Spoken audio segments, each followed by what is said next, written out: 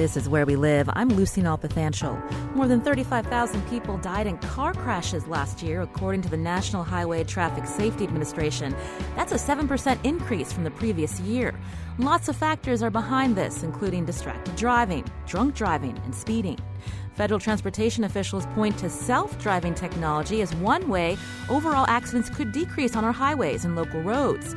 Would you step into a self-driving car? Today, Where We Live, we'll learn more about the technology. Coming up, we'll hear from two Connecticut innovators about how they're using the latest technology to create products that are helping advance practices in medicine. And later, hydrokinetic energy. What is it, and how will it impact coastlines in New England and across the country? You can join the conversation. Comment on our website, wnpr.org/where we live. Find us on Facebook and Twitter @Where We Live. Joining me now in studio is Jim McPherson, a national AAA auto guide writer and host of WTIC's Car Doctor. Welcome to the show, Jim. It is my pleasure to be here. So today we're talking about self-driving cars. I understand that you were able to experience some of this new technology. Tell us about that trip. When Acura first introduced the RLX with its self-driving package, if you will, and by the way, I should emphasize that today's cars with the advanced technology that allow you to do this really should be treated as that technology should be treated as a safety net, not as a substitute for the driver. But out of curiosity to see how it would work, I did take the car from Farmington to Manchester, Connecticut on I-84 and was able to do so with the active cruise control set and the lane keep assist system turned on without touching the gas, the brake, or the steering. And the car anticipated and reacted to slowing traffic in front of me with no problems. It managed to keep the car between the white lines. It has a camera that reads those lane markings and then adjusts the steering appropriately. Now, that was an early production version of that particular car. Shortly thereafter, they did change the technology. So if the vehicle senses that you have your hand off the wheel for an extended period of time, around 20 seconds, it begins to flash a warning at you, and then eventually it just drops out of the picture.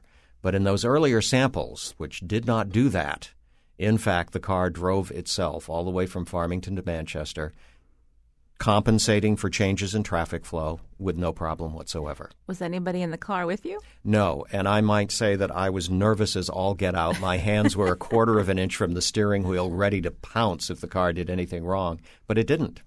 Was this during rush hour? We know what I-84 is like during rush hour. It was during reasonably moderate traffic levels. It was done on a Sunday afternoon.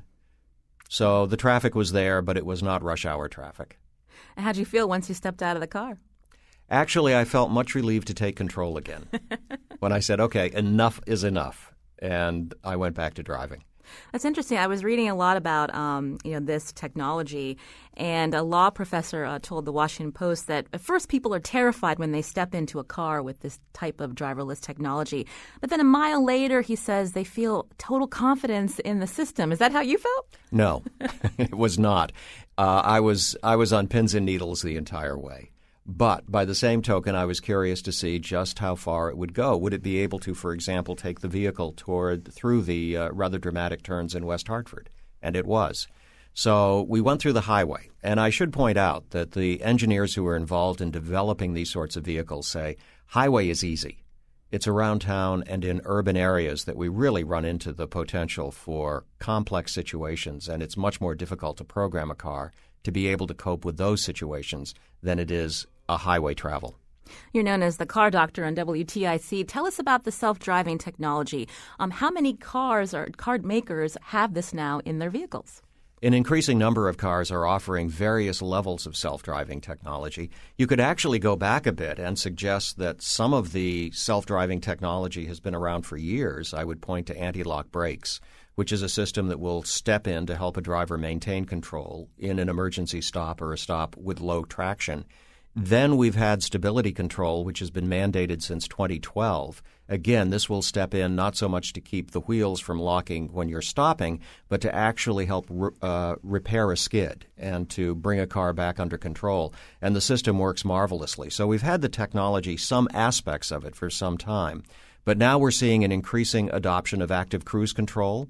These are systems that use radar to maintain a preset distance from the car in front when the system is activated.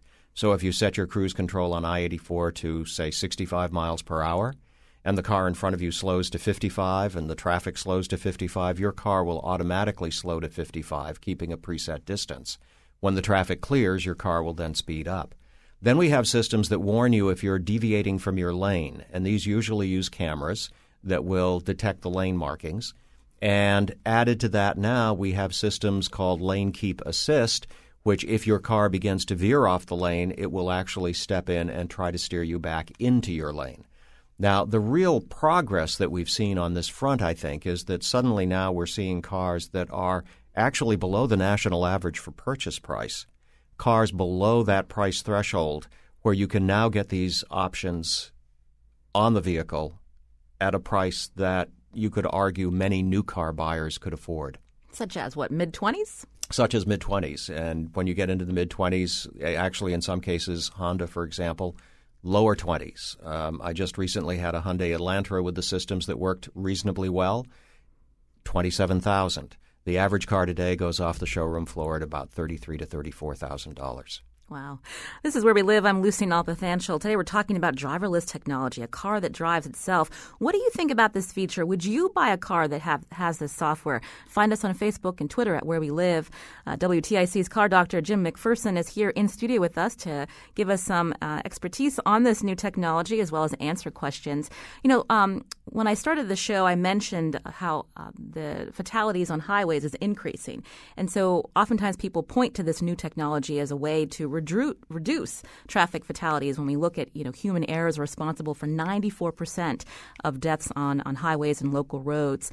Can we talk a little bit about an incident that happened in Florida? Here's Bloomberg reporter Tim Higgins. Tesla is saying that a tractor trailer was crossing a divided highway, and when it was perpendicular, the Tesla hit it. One of the key things that Tesla is saying is that the white trailer up against a bright sky in the car, autopilot didn't see it, and they're also saying the driver didn't see it. So he's talking about a crash that happened in Florida recently. Can you talk about what happened there and what type of car that was? Well, this was a Tesla Model S. It's an all-electric vehicle that has a system called autopilot. And again, I would stress this is another example of recognizing that the current set of autonomous systems is designed primarily as a safety net. It is not a substitute for the driver. And there are reports in this particular crash that the driver was actually watching a movie when the crash occurred. I don't know if that's true or not. Investigators will undoubtedly try to determine that. But clearly, when you're the driver of the car, you have to be involved in that, in the act of driving. Is it possible for the systems to miss a vehicle that goes in front? And it suggests that, in fact, even Tesla needs more sophisticated systems in order to find out exactly what's going on around the vehicle and then react accordingly. So again, these are safety net systems. These are not substitute systems at this point. And how far advanced is Google and Apple with their autonomous cars? When you look at, like you said, Honda, Tesla, Hyundai, putting more of this technology into their newer vehicles?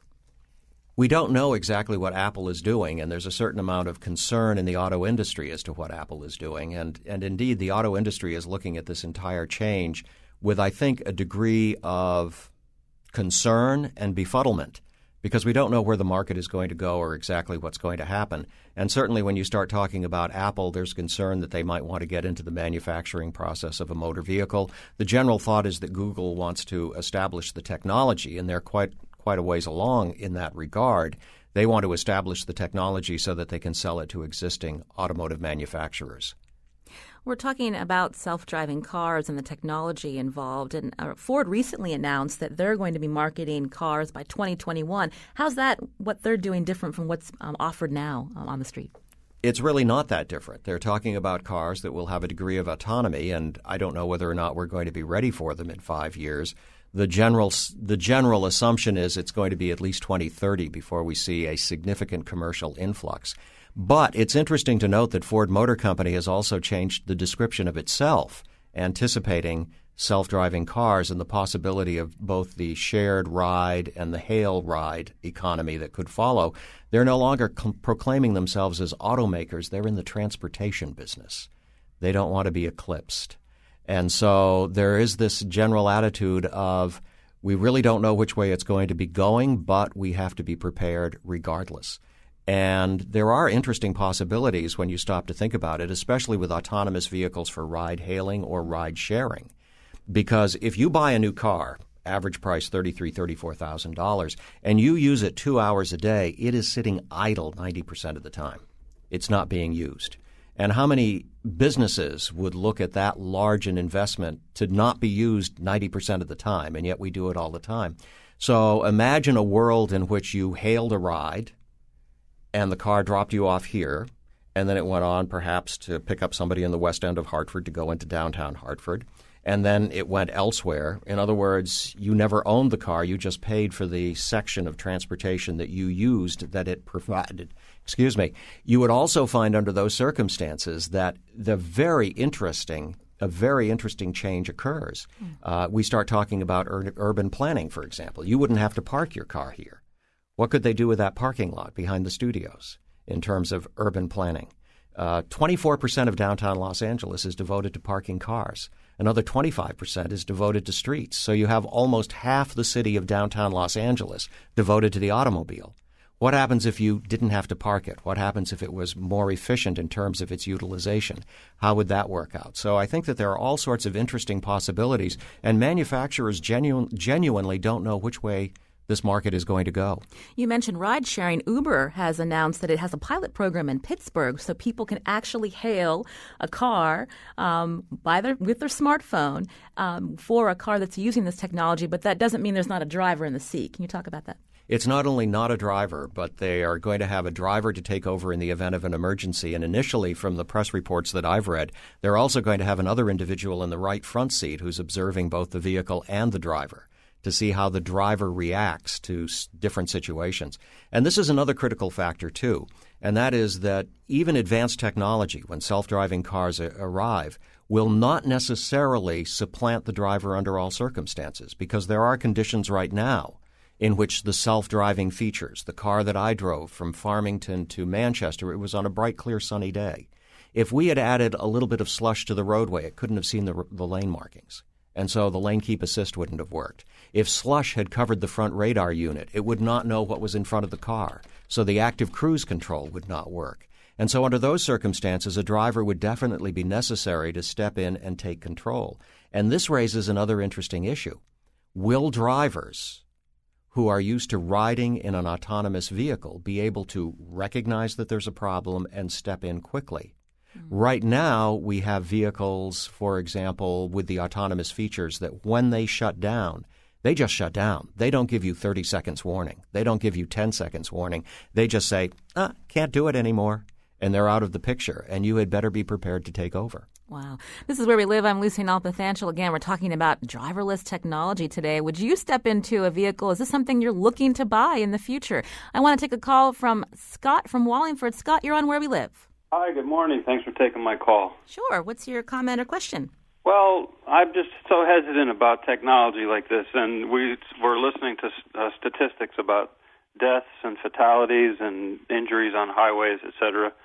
And, you know, I'm an American, so I'm out driving in my car, and I'm amazed at how people drive these days. There's a total amount of excessive speed, very dangerous driving to get ahead and move forward faster, bad lane changing on the highway, racing around, cutting in front of people, and the number of people that are texting it's really scary. I also drive a bicycle, and I'm out on the road, and I'm constantly having to be aware of what's going on around me. So my concern is that with this technology coming along, it's going to put people more at a level that they'll feel that they're able to do more of these texting and doing other things, looking at laundry lists or putting makeup on and things like that. So that's my concern. Scott, just a quick question for you. Obviously, the technology is still being worked out, but in the future, if this were perfected in some sense, would it be better to have more of these types of cars on the road to lessen the traffic fatalities and other accidents and crashes that happen? I don't know. I just don't know. But I have a feeling that the most important thing that we can do to reduce our accidents and fatalities is just pay attention and drive within the normal speed limit. if the speed limit is 55, people are generally doing 70. And if the speed limit is 65, if you're going 70 or 75 or less, you're holding people down. So I think people need to just slow down. I know it's tough in this day and age. Everybody's in a hurry, especially in high urban areas or high population areas like we live. But I think that's the problem and not the technology. Well, Scott, thank you for your call. I'll go back to our guest, Jim McPherson, also the host of WTIC's Car Doctor program and a national AAA auto guide writer. Do you feel like there's a lot of consumers out there like Scott that are just like, I don't want anything to do with this? The focus should be on people not being distracted when they're driving, period. There was a recent poll that suggested that something like 48% of the car-buying population is completely disinterested in autonomous vehicles. And generally there's a split by age. The younger you are, the more likely you are to embrace the technology. And so the very youngest of consumers are much more likely to say, yes, I would be very interested in that, versus older consumers who are more likely to say, not interested in the least. I would be concerned about that possibility. There's also a split out in terms of vehicles that are owned. This particular survey found that those people most willing to embrace self-driving technology own Mercedes-Benz and Infiniti cars. Those people least interested drive Jeeps, Dodge Ram pickups. Now it's just known as the Ram, but the Ram pickup truck, BMWs and Porsches. So there's a split in terms of the overall interest. There's also an interesting change that's coming about in younger drivers, and I should say younger non-drivers. We are at some of the lowest rates of driver license penetration among 18-year-olds that we have ever seen. And indeed, there was one auto executive who I was talking to a while back who was just very, very frustrated over a teenage son who said, I'm not interested in driving. I'm going to live in an urban area where I can take mass transit and I will be using my tablet and smartphone during that transportation time. And so you have a coming generation that I think is far more open to this sort of technology than, shall we say, some of those of us who are older. That's interesting that you talk about that, Jim, because I was thinking before the show about how as technology advances, it just seems like we have fewer and fewer skills. There used to be a coming of age when you learned how to drive, and that may not be something that our teenagers in the future are even interested in. That's quite true. And I do teach driver education on a part-time basis for AAA. And over the 20 years that I've been doing it, I've seen a marked change in the attitude towards cars and driving. Just recently, I had 2 very high-performance review cars in a row. And 20 years ago, you would have needed a crowbar to get the class away from the cars. 10 years ago, you would have had class discussion time on the cars.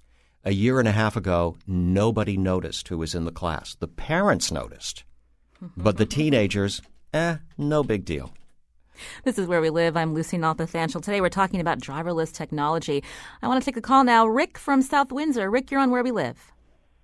I had sort of an ethical question, which to me doesn't seem completely implausible. So let's say there's a situation where a pedestrian walks in front of a car, and the only way to avoid killing that pedestrian is to crash into a wall.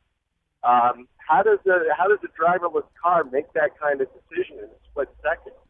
That's a very good question, and it's one that's been posed before, and that is, what are the ethics of a driverless situation such as that? And the answer is it's going to be up to the people who program the car as to how they handle safety for the passengers versus safety for those people who are outside the vehicle.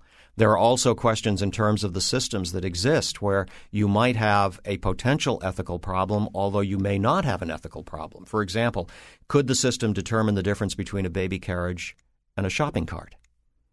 And obviously you'd want to react differently if you could determine that sort of a difference. But you raise a very, very valid point that is going to have to be addressed. And indeed, as we look at the systems that will establish the standards and the regulatory environment in which these systems are developed, I think that may very well be answered by regulation.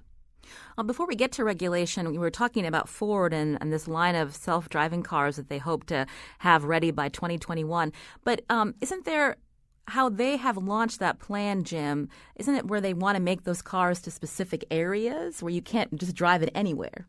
Yes, the initial applications are going to be in relatively limited areas. And in fact, just this last week, according to reports, Singapore unleashed some driverless cabs. So it's already happening in limited areas, and we'll determine exactly how far it goes. By the way, when we talk about vehicle safety, the other thing that individuals who are involved in developing the programming and the systems that will lead to autonomous vehicles point out, we drivers, for as poor a record as we have, and in the first half of 2015, for example, there were 2.3 million injuries from traffic crashes. But if you look at the fatality picture, for example, the average driver would have to drive somewhere in the neighborhood of 10,000 years before his or her number would statistically be up. As far as injuries are concerned, it's only about every 70 years. But in fact, as the people who are developing the systems that would make vehicles autonomous point out, drivers right now, as badly as we do on the roads and as tragic as the consequences of our mistakes happen to be, they do a pretty good job. And computer programmers point out that even so-called perfect code runs into errors. And if you take a look at the number of errors in perfect codes and then you apply that to the number of miles that people are driving, you would actually come up with a situation in which driverless cars would be crashing. It would not be an infrequent occurrence. And so that's an interesting question. There was an article in The Economist a while back in which it was suggested that vehicle autonomy could, in fact, reduce 80% of the crashes. And that would be a tremendous advancement, without a doubt. But you would still have 20% of the crashes remaining. So it's going to be a challenge. I want to take another call. Sebastian's calling from Newington. Sebastian, you're on Where We Live. I just want to make a point. Your guest, he mentioned earlier the young generation that simply will not have enough training to be able to take over and drive the car in case of when the technology will fail. I believe the pilot community had already experienced that when a recent crash of Air France was flying from Brazil to Paris, and the investigation pointed out to when a plane flew through a bad storm, and the planes that were flying were extremely advanced. When the technology failed, two younger pilots were flying the plane. They were simply unable to take over and save the plane due to insufficient training. Well, so I believe that, applies to a future group of young drivers. I believe that will happen sooner or later. Good point, Sebastian. Jim? He's absolutely correct, and there's increasing concern about this in the aviation industry. I believe also, for example, that the Asiana 777 that crashed in San Francisco upon landing crashed when the pilot said, I'm going to give this a try, as opposed to allowing the automated systems to step in. And so the answer is yes. As you don't practice the skills, inevitably there is going to be a decrease in those skill levels. And that's a great concern. 2 years ago, there was a conference up at MIT on autonomous vehicles that I attended. And several of the speakers there said, actually, vehicle autonomy is going to require more skilled drivers than we have today. So think about that for just a moment. But the caller is absolutely right. And it's not just the Air France flight that crashed going from Brazil into Paris. There have been other situations in which pilots, when they had to take over the controls of the car because the automated systems failed in one way or another, when they had to take over automated control, I should say control of the plane, not the car, control of the plane because the automated systems failed, proved to be unable to fly the plane. This is Where We Live. I'm Lucy Nalpathanchel. I want to take a call. Mary from Old Greenwich. Mary, you're on Where We Live. Yes, good morning. I'm very interested in this program. I'm in my early 70s, and I love driving. And I realize that my abilities are going to diminish, and I worry about being in my 80s and not being able to get in my car and go where I want to go. And I found this very interesting, the comment that older people are not embracing this technology. That is certainly it's more the younger generation. I, as an older person, can't wait till this really improves so that I know that down the road I will still have my sense of freedom, that I can get in a car and go where I want to go. I'm not going to have to wait for somebody to come and take me places or do things for me. And I think this is a wonderful technology coming down the road, and I hope it improves in safety and in building confidence in the population. Thank you, Mary, for your call. Interesting for someone who is older and what this means for people who want still independence and not have to wait for others maybe to pick them up. And it could mean independence not only remaining in a home, for example, that you know and love. And if you look at urban planning in this country and general land use, you will quickly come to the conclusion that it was designed for a mass transit system which consists of individual people in their cars driving to where they need to go. And that is not necessarily compatible as we age. And so she raises a very, very good point that this, in fact, could free you from having to reconsider your home, for example, having to move. It could keep you in touch with other people by allowing you to get to where you need to go. And in addition to that, if you carry it to the logical conclusion of ride-hailing and ride-sharing, it might even free you from the economic issues of owning a car. Before we head to break, I wanted to ask you, what is the federal government doing in terms of regulations? You have all these car makers experimenting with this new technology. What does this mean for our roadways, and depending on what state you live in, how this technology will be rolled out? There are only a few states now that allow true use of autonomous vehicles for research purposes. And indeed, that's one of the concerns of the industry as they march toward vehicle autonomy, is that we need a set of consistent regulations across the United States. If we end up with 50 different set of regulations, if it's not going to kill the movement toward autonomous vehicles, it's certainly going to slow the progress tremendously. I want to thank Jim McPherson, National AAA Auto Guide writer and host of WTIC's Car Doctor program. When we come back, we'll hear more about advances in technology from some Connecticut innovators. Jim, thank you so much for your time. It's been my pleasure. This is Where We Live.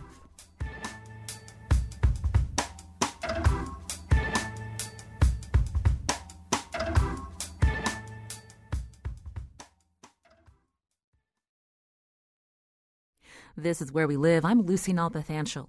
Manufacturing sure has changed from the days of the Industrial Revolution. Today, 3D printing has replaced the traditional assembly line used to produce goods. It's also a technology that's accessible to the public, with 3D printers found on college campuses and in local libraries.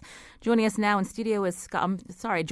by phone, is Scott DeFelice, President and CEO of Oxford Performance Materials in South Windsor. Scott, welcome to Where We Live. Oh, it's a pleasure to be on. Tell us about your company. So OPM started in 2000 as an advanced materials company, and then around 7 or 8 years ago, we started thinking, wow, if we could take our advanced materials that go on aircraft and go in the human body, and we could 3D print them, which means effectively put them in any shape you like, that would be really enabling, and that was really the origin of OPM. And today the focus of the business is really to advance our 3D printing or additive manufacturing technology globally. So your company originally made plastics, and now you're selling to both aerospace and the biomedical fields? Yeah, so we were working on this really high-performance material that had been developed quite some time ago. And, our customers who were putting it on aircraft, and we were also putting it in the human body, just really started saying, look, there's this new technology called 3D printing, and if you guys could figure out how to do that with your material, that would be really enabling to them. And so that's really what set us down that journey. Tell us about some of the products that you're making. So right now we started in 3D printing in biomedical, and the first few products were cranial and facial reconstruction. So, you have an unfortunate incident and you lose a part of your skull or a part of your face. And what you want to do really is put something in there that anatomically replaces what was there. So you look like you did before.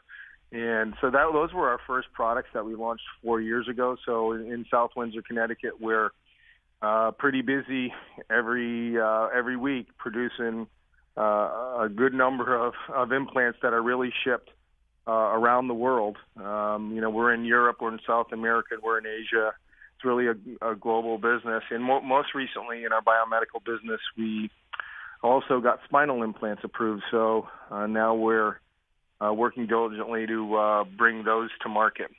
In our other business, which is actually a separate building right down the street, we started out in satellite work, and then moved into manned spacecraft, and now we're moving into defense and commercial aerospace components. And really, what that's about is, and this is kind of a big trend, is everybody wants everything lighter. Lighter and cheaper is nice. Everyone wants that. And so when you can imagine if you're putting something into space, every pound costs a lot of money. And so that's where we've started with the technology, where it creates a tremendous virtue for our customers to get their payloads into space. Today we're talking about innovation, Scott, and I'm curious if you could explain to our listeners how 3D printing really helps with turnaround time when you're making things like these cranial implants. Yeah, so traditional manufacturing has required a lot of tooling and setup to get to these complex parts and these complex structures.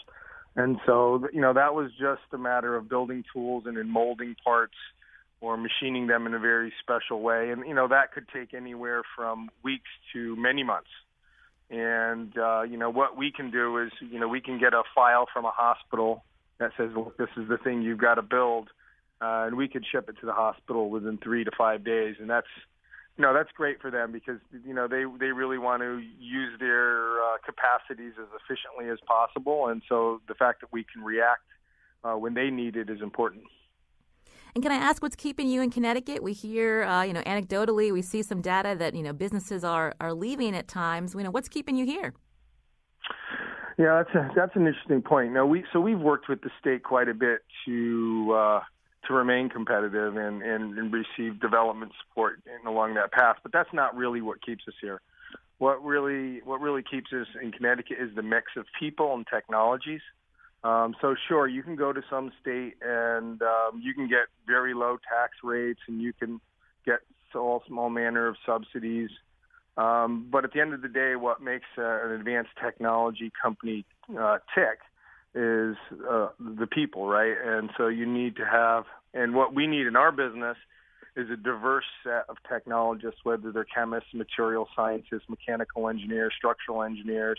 So there's a whole host of different folks we need to touch on a daily basis to advance, and innovate. And Connecticut does have that, those type of folks. And I'd also say that the state, their head is in the game on this, and they know that we are not a low-cost state, so we have to be an advanced technology state. And to do that, you have to do purposeful things. And I think that over years now, the state, through Connecticut Innovations and Department of Economic Community Development and other organizations, has had their head in the game and focused on advanced technology. So, the combination of things makes it right. We obviously do have gripes. We'd like to see the energy more efficient and more appropriately priced, but you got to take the good with the bad, and we think on balance it's a great place to do business. Stay with us, Scott. I wanted to turn to another innovator in Connecticut. Patrick Puskowski is joining us from the studios at Yale University. He's director of software at Isoplexis, based in Branford. Patrick, welcome to Where We Live. Thanks for having me. So tell us about Isoplexis and what you're making that's very innovative in Branford. Sure. Well, we're a startup that came out of Yale University about 2 or 3 years ago.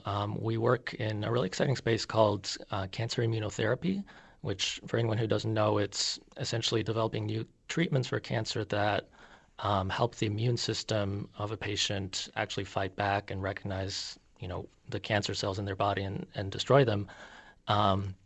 And so what our technology really does is to, work with pharmaceutical firms that are developing these therapies and help, test whether these treatments that they're developing are safe and effective.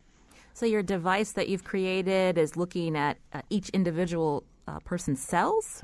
Right. So, we can take a patient's cells, a small sample of immune cells. We can actually look at individual cells and see exactly kind of how they're responding to a particular treatment. And that kind of helps us, give a better indication of whether the patient as a whole will respond well to the treatment or have an adverse effect to the treatment. And Peter, Patrick, rather, I'll ask you the same question I asked Scott in terms of, why Connecticut? What makes you want to have this business here? I mean, I think largely the same reasons. Connecticut's a great space, both for, finding, really, really smart people. Most of our employees come from Connecticut. It's, got great resources. Obviously Yale University and other universities are nearby. So, I think it's a great place for startups to evolve and biotechnology companies in general. And what is the technology that your company, Isoplexis, has developed? What does that mean for the future of cancer treatment? Well, these therapies are really promising. There's been great indications that they can work really well. The only issues are really understanding they won't necessarily work for every single patient. So you have to kind of understand which types of patients can receive the treatment, which probably shouldn't be receiving the treatment. And so, we're really focusing on helping these companies do exactly that. A high-profile case, in fact, was, most recently, former President Jimmy Carter was actually diagnosed with metastatic melanoma, and, he received one of these first treatments that were approved by the FDA, and, about 6 months later or so, he's been declared cancer-free. So, obviously there is a large potential for these therapies to work. And you have a partnership, or many of your employees and creators come from Yale, is that right? Yep, they come from Yale, and the surrounding Connecticut area. Our one of our co-founders is from Yale, so obviously we there's a large talent pool there to get new employees. This is Where We Live. I'm Lucy Nalpathanchel. Today we're talking about innovation and advances in technology. I want to take a quick call. Peter is calling from Stamford. Peter, you're on Where We Live. Yes, I'm very interested in 3D printing. I've heard a few programs about it, and it sounds very science fiction-like.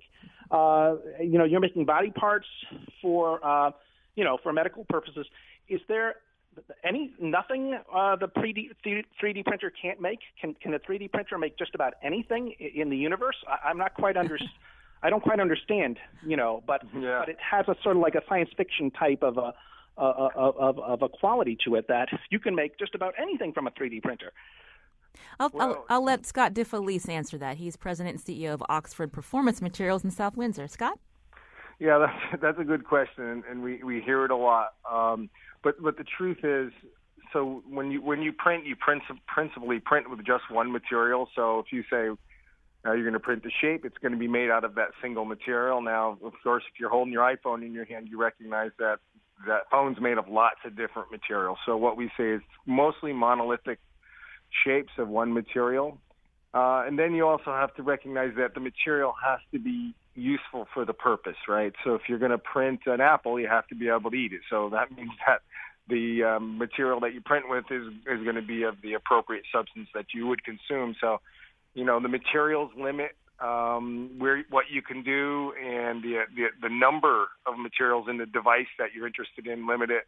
So it's really good at printing complex structures made of a single material, and that's where you're seeing it adopted globally. And Scott, before we head to break, I'm just curious about the future of 3D printing. Do we see this technology having staying power and further advances, or will it be replaced by something else? Well, I think when you look at the history of materials, you went from, steel and iron to aluminum to composites, and every time you make those steps in the new material paradigms, they hang around for a while. They're pretty sticky, so 25, 30 years is sort of a normal paradigm for a material to shine. And so I can imagine that 3D printing will always be around, but it'll probably have a predominant place in manufacturing, which I think now is just really at the complete beginning. It's really early for quite some time. Well, I want to thank Scott DeFelice, President and CEO of Oxford Performance Materials in South Windsor. Also, thank you to Patrick Bukowski, Director of Software at Isoplexis in Branford. He joined us from Yale University Studios. Coming up, have you heard of hydrokinetic energy? We'll explore the latest around this renewable energy source. This is Where We Live.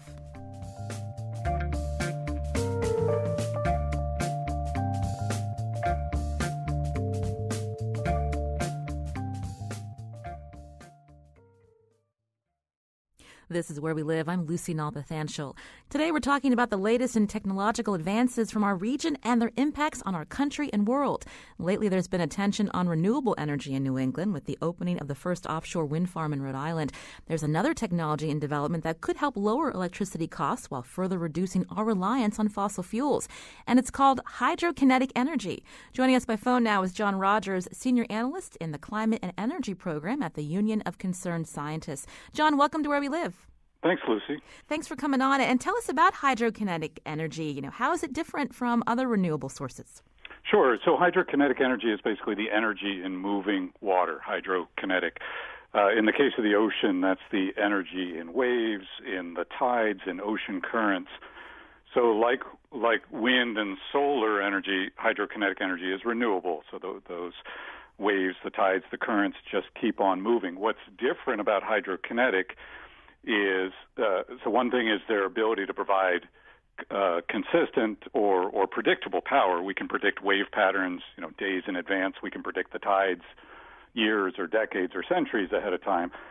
Another big thing is just the sheer power of water versus wind. Water is much more dense, which means that if you've got water moving at, say, 12 miles per hour, it's got the same amount of power in it as a 110 mile per hour wind. So that's a lot of energy.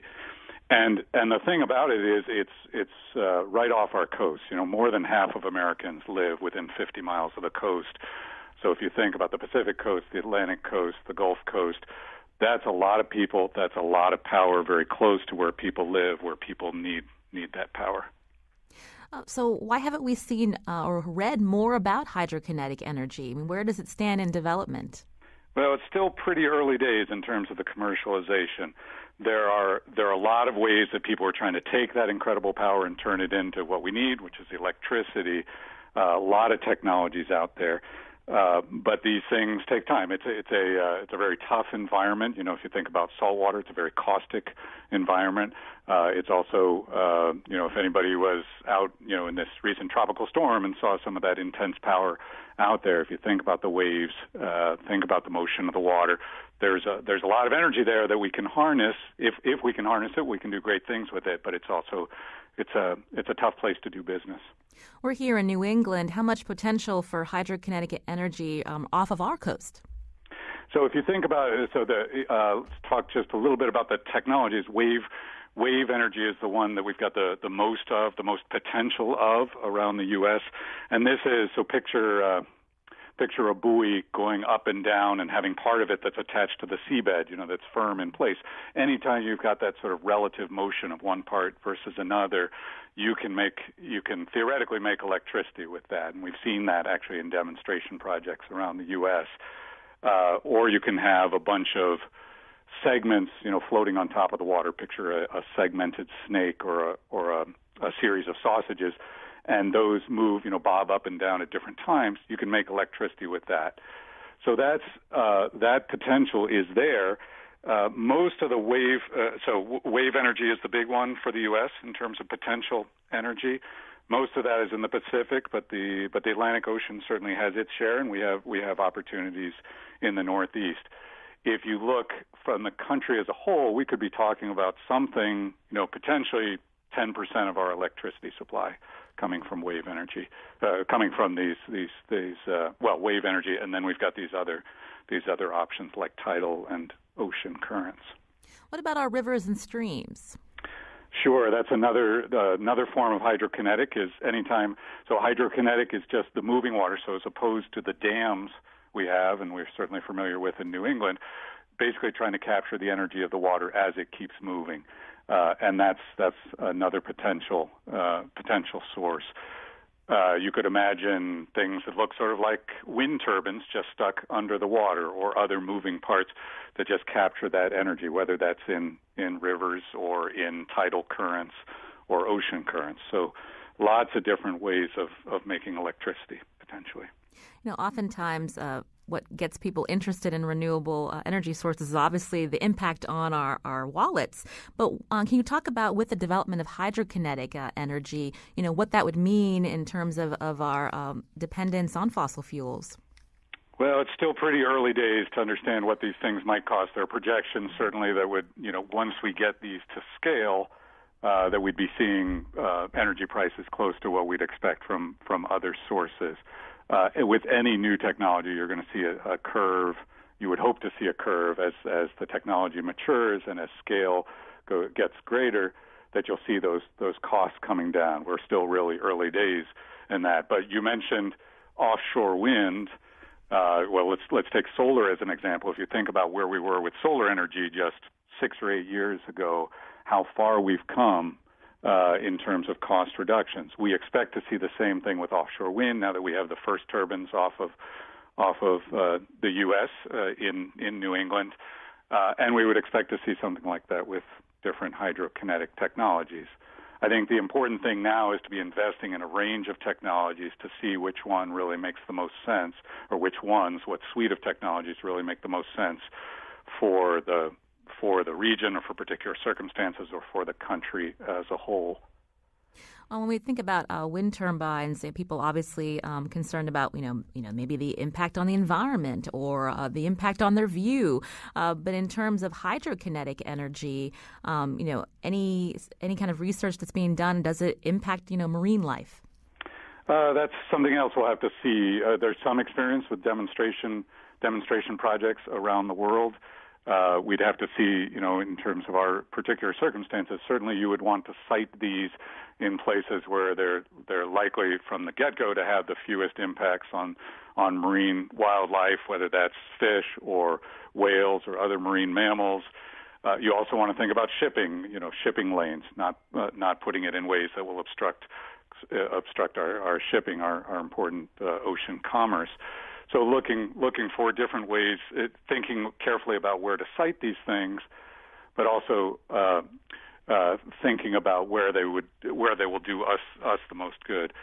In terms of the visual impact, a lot of what goes on with hydrokinetic energy is under the surface of the water, so it's going to be a lot less visible than some other technologies. Some of these, it varies by technology, but a lot of it is below ground. And how is the federal government backing research into hydrokinetic energy? Anything coming out of the U.S. Energy Department? There sure is. In fact, just last week they announced, the U.S. Department of Energy announced millions of dollars of support for research, development, and demonstration projects, including several here in the Northeast. Well, I want to thank John Rogers. He's senior analyst in the Climate and Energy Program at the Union of Concerned Scientists. John, you said a lot of research being done. In the next 5 to 10 years, we'll be seeing more of these projects surfacing? Oh, I'm sure we will, and in a variety of environments around the U.S. And that's really important because we want to be able to kick the tires on these technologies and figure out what they might mean for our energy future. Well, thank you so much, John. We'll have some interesting links up on our website, WNPR.org/where-we-live, if you want to learn more. Our show is produced by Lydia Brown and Jeff Tyson. Our technical producer is Kyun Wolf. WNPR's executive producer is Katie Tolarski. Again, you can continue this conversation on our website, WNPR.org/where-we-live. I'm Lucy Nalpathanchel. Thanks for listening today.